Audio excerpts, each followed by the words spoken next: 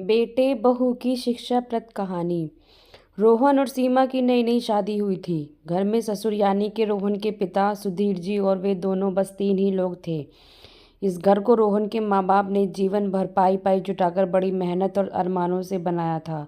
वरना आज के समय में मुंबई में घर बना तो दूर की बात है, किराए पर लेना भी बहुत बड़ी अचीवमेंट से कम नहीं है। जब रोहन कॉलेज में था तब माँ उन्हें और दुनिया को छोड़कर जा चुकी थी। एक काम वाली बाई सकू थी जो सुबह से लेकर शाम तक उनके घर का सारा काम करती थी।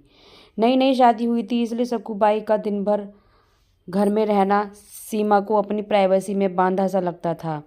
इसलिए अब सकू बाई सुबह खाना बनाना, कपड़े और पोंछा करने के बाद चली जाती और वापस शाम को आकर खाना बनाती। सकुबाई की दोपहर की गैर हाजिरी से कई छोटे मोटे काम दिखाई देने लगे, जिनमें से ज़्यादातर काम बिना कहे सुधीर जी ये सोचकर कर लिया करते कि बहू को मदद हो जाएगी। लेकिन बहू सोचती कि ससुर को औरतों के काम में दखल देने की आदत है। एक दिन मौका देखकर सीमा ने रोहन से कहा, क्यों ना हम बापूजी को वृद्धाश्रम में भेज दें। सिर्फ एक बार पैसा भरना पड़ेगा और उन्हें भी अपने उम्र के लोगों का साथ मिल जाएगा।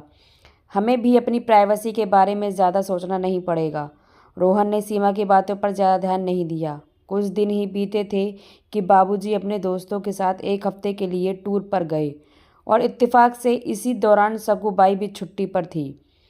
फिर क्या, सीमा को जैसा चाहिए था वैसा समय मिलने लगा। अब रोहन रेस्टोरेंट में खाना खा लेता और सीमा का काम ऑमलेट, ब्रेड या मैगी से चल जाता। खाना बनाने की टेंशन नहीं थी, लेकिन घर में निकलने वाले सारे काम तो अभी भी करने ही थे। ससुर जी की गैर हाजिरी में सीमा को एहसास हुआ कि वह बिना कहे ही जो काम कर लिया करते थे उनसे कितना फ़र्क पड़ता था। छोटे मोटे लगने वाले यह काम भी काफ़ी समय और एनर्जी लेने वाले थे। कुछ दिन बीतने के बाद एक दिन रोहन सीमा को कहता है, चलो आज कहीं बाहर घूम आते हैं। सीमा बड़ी खुशी खुशी सज धज कर बाहर घूमने के लिए तैयार हो जाती है। रोहन सीमा को अपने घर से 4 किलोमीटर दूर एक चाल में लेकर आता है। एक आदमी रोहन के हाथों में एक चाबी देता है। रोहन उस चाबी को लेकर चाल के एक कमरे का दरवाज़ा खोलता है। कमरा खुलते ही 2 रूम वाले उस छोटे से अंधेरे से भरे घर के अंदर रोहन सीमा को लेकर जाता है और कहता है, कैसा लगा तुम्हें अपना नया घर। रोहन कहता है, हम अगले महीने से इसी मकान को भाड़े से लेकर रहेंगे अलग और अपनी प्राइवेसी का मज़ा लेंगे। अभी मेरी आमदनी के हिसाब से हम इसी को अफोर्ड कर सकते हैं। रोहन का यह व्यवहार सीमा के समझ में नहीं आया। वह चौंकते हुए कहती है, हमारे पास अपना इतना बड़ा घर तो है, फिर क्यों हम भाड़े से रहेंगे। रोहन उसे टोकते हुए कहता है, सोच समझ कर बोला करो, वह घर हमारा नहीं, वह माँ बाबूजी का है। तुम्हारे पास 1 महीना है सोचने के लिए कि तुम्हें आगे क्या करना है। दोनों वहाँ से वापस अपने घर लौट आते हैं। पूरे रास्ते सीमा के दिमाग में तरह तरह के विचार चल रहे थे। घर पहुँचते ही उसने रोहन से कहा, माना कि यह घर माँ बाबूजी का है, लेकिन क्या हमारा इस पर कोई हक नहीं। रोहन ने कहा, बिल्कुल है, लेकिन माँ बाबूजी के बाद। जब तक वह हैं तब तक तो नहीं।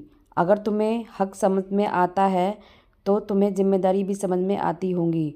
सिर्फ हक के बारे में सोचकर और अपनी जिम्मेदारियां भूलकर स्वार्थी होना क्या भला अच्छा होता है।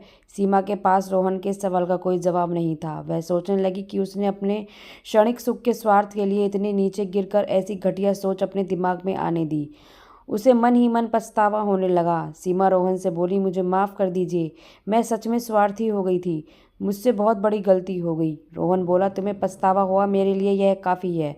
मैं तुमसे नाराज़ नहीं हूँ। बेटे और बहू का यह वार्तालाप सुधीर जी दरवाजे पर खड़े होकर सुन रहे थे। उन्होंने आसमान की तरफ देखा और बोले, भाग्यवान तुम, धन्य हो जो तुमने ऐसे बेटे को जन्म दिया है। उन्होंने दरवाज़ा खटखटाया। बहू ने दरवाज़ा खोला तो उनके हाथों में पकड़ी थैली से गरम गरम समोसे की सुगंध उसने आने लगी। ससुर ने अपनी बहू से कहा, वो कोने वाले हलवाई के पास से लाया हूँ, तुम्हें बहुत पसंद है ना। सीमा को अपने ससुर के प्रति विचार और ससुर के प्रति प्यार, उन दोनों का फ़र्क समझ में आते ही उसकी आंखों में पश्चाताप के आंसू और चेहरे पर अपने परिवार के प्यार के कारण मुस्कान आ गई। दोस्तों, इंसानी दिमाग में दिन भर में हज़ारों विचार आते हैं, कुछ अच्छे कुछ बुरे, लेकिन किसी भी विचार को शब्दों में परिवर्तित करने से पहले उनको समझना बहुत ज़रूरी है। अक्सर विचार और वास्तविकता एक दूसरे से मेल नहीं खाते हैं। हमारे बुजुर्ग जो हमें बोझ लगते हैं, जिनसे हम बात बात में चिढ़ जाते हैं, और ऐसा इसलिए होता है क्योंकि हम स्वार्थी होकर सोचते हैं और हम उनके योगदान को समझ नहीं पाते। वह हमारे जीवन में बहुत अहम किरदार निभाते हैं। तो फ्रेंड्स, ये कहानी आपको कैसी लगी कमेंट्स बॉक्स में ज़रूर बताइएगा। कहानी को लाइक व शेयर ज़रूर कीजिएगा और चैनल पर नए हैं तो सब्सक्राइब कीजिएगा। कहानी सुनने के लिए धन्यवाद।